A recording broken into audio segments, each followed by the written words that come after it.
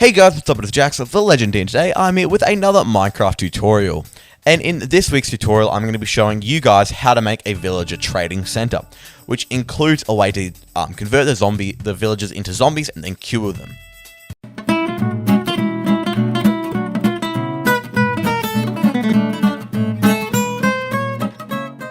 Now, as we go inside of my villager trading center, it's actually a villager trading hall really, you can see all the villagers lined up like this in little capsules with their workstations in front of them. Now, in the grand scheme of villager trading halls, this is actually a pretty small one. Now, you can make these villager trading halls as big or as small as you like, so you could have multiple stories of villagers, or you could just have 3 if that's all you have space for and all you need. Now, the reason why we use villager trading halls is to make it easy to get books like Mending and Silk Touch. Now, these books by themselves are really rare, but with the use of the librarian villagers, we can get them really cheap.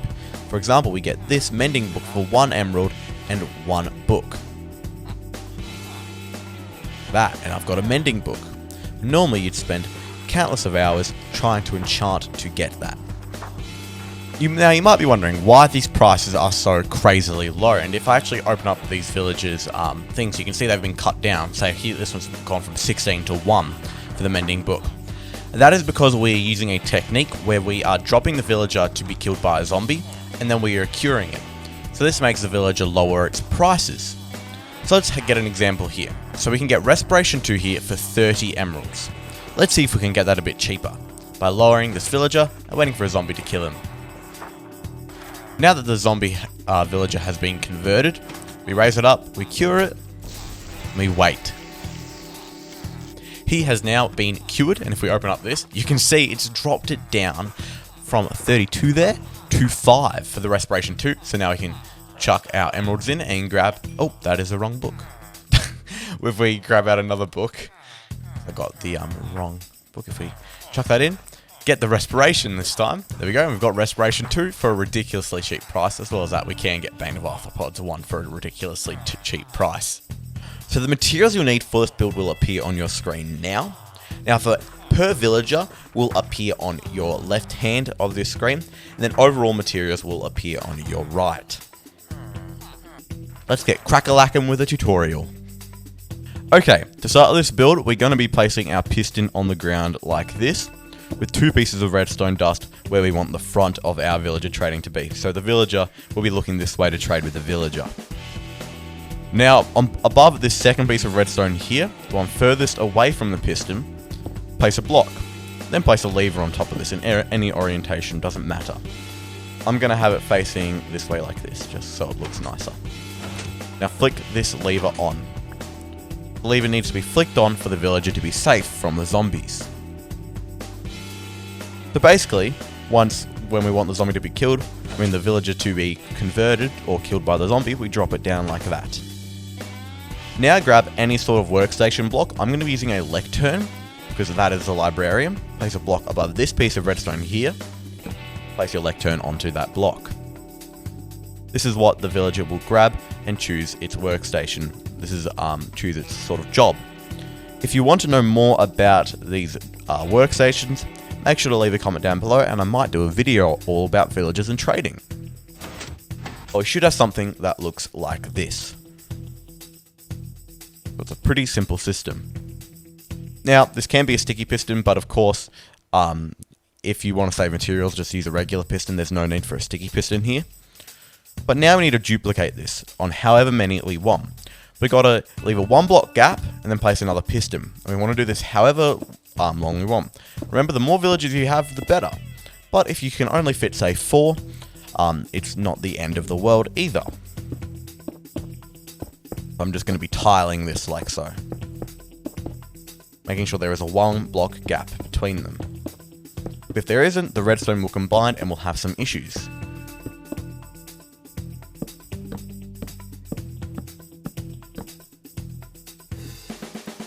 As you can see, I now have 1, 2, 3, 4, 5, 6, 7 different workstation sort of sections. We want to flick all of these levers on.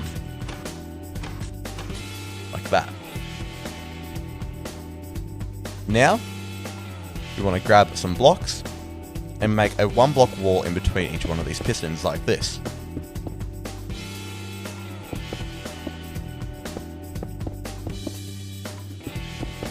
And on the very end, put a 2-block wall.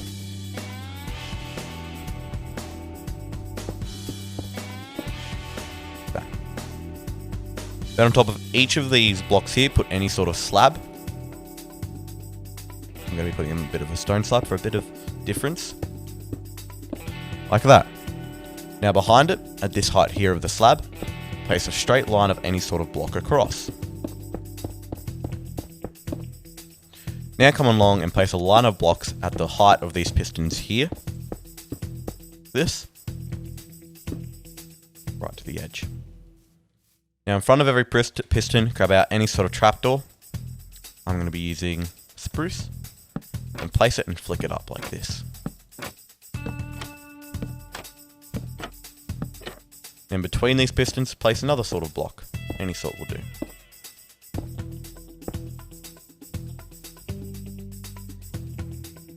Now that we've got this set up, we want to break these blocks here to allow the zombie to be able to clearly see the villagers. This isn't necessary, but it does make the farm, well, the trading hall more efficient because the zombie is more likely to walk over it and kill the villager if it's, say, on this side, and the zombie's over here. If those blocks are there, they will be blocking the line of sight. Now at the front, to compensate for those blocks missing, we want to place a block in between each one of these work blocks. If we don't do that, it can look a bit strange. And we're also going to add a bit of a floor here just to be able to move around. Now I need to put a roof on top of this entire center like this. And we need to make sure this isn't a transparent block, otherwise the zombie villagers will burn and you will lose them. And then come around to the back and put in just a sort of barrier like this. Now if you have dug this in the ground, you won't have to do this because your hole will act like this barrier. But if you've done it above ground, you'll have to add that in. So this is what we should have. Now again, just to reiterate, I've got these blocks missing here because it is the best and most efficient way, but if you prefer the look of them there, you can have them there, but it will slow the killing process of the villagers down. Now we need to move villagers and zombies into these areas here. There are multiple ways you can do that. I'm not going to cover every single way. One of the easiest is just using a minecart and rail. You can do this by bringing a minecart and rail over the top and then just like breaking a hole here and letting the minecart drop down, or you can bring it in from the front. Either way, you need your villagers in these spots here. Grab out a villager. I'm just going to be spawning mine in. So you need them in these spots here, and they should grab the work block in front of them. And mine are. Go. And then we want a zombie at the back here. Now this zombie either has to be named or holding a item. My favorite way of doing it is holding an item. So I'm going to get this zombie in, again with a minecart. You'd want to do this at night so it doesn't burn, or make sure it has a hat on. But I'm going to put a zombie in a minecart, bring it in. I'm actually going to be spawning it. Then once it's in there, I'm going to grab a sword. Now this sword can be enchanted with anything, or it can be a regular iron sword. Let's give this zombie a sword, and there we go. Now at the front here, you can go through these villages and make sure you like the trades. Say for this Frostwalker one, if I don't really want that, I can place a block here temporarily, top of this lectern, break the lectern, wait for the villager to lose its job, which it has, and then place it back. Once I've done that, it'll have a new trade, and this time it's knockback 2. Okay, I'm happy with that. You can go through and do this with every villager. Just make sure you've got the block here on top so the villager doesn't escape. Otherwise, if you do just break that, he'll be able to run out. You'll have a very tricky time catching him. Now, I briefly went over how to cure a zombie villager at the start of this tutorial, but now I'll do a more in-depth version. So, to start, we need to actually get a zombie villager. So let's drop this villager down by flicking the lever. The villager is beginning to be converted, and then we can raise him back up. Now we need to get a golden apple, which is crafted with 8 golden ingots and 1 apple.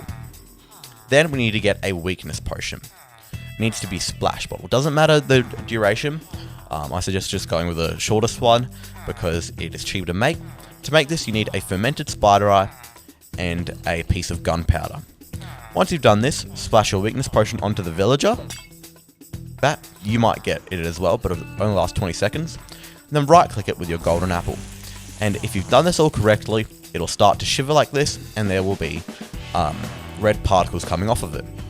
Now after a short amount of time, this will be converted into a villager. Now the reason why we're doing this is so the trade prices get dropped for us, and that leads us to say getting a mending book for 1 emerald and a book, rather than 47 emeralds and a book.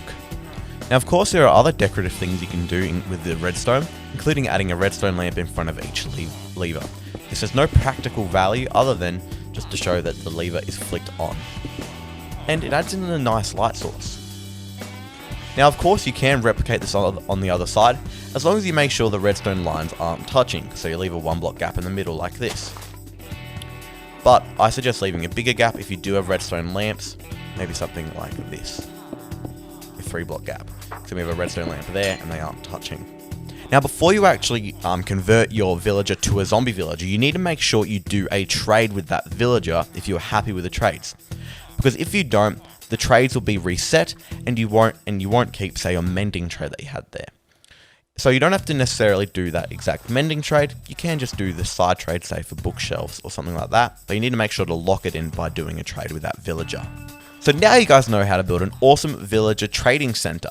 So that's going to be the end of this video, guys. I hope you guys enjoyed. Please leave a like, comment, and remember to subscribe if you're new, and I'll see you guys later. And remember, stay carbonated!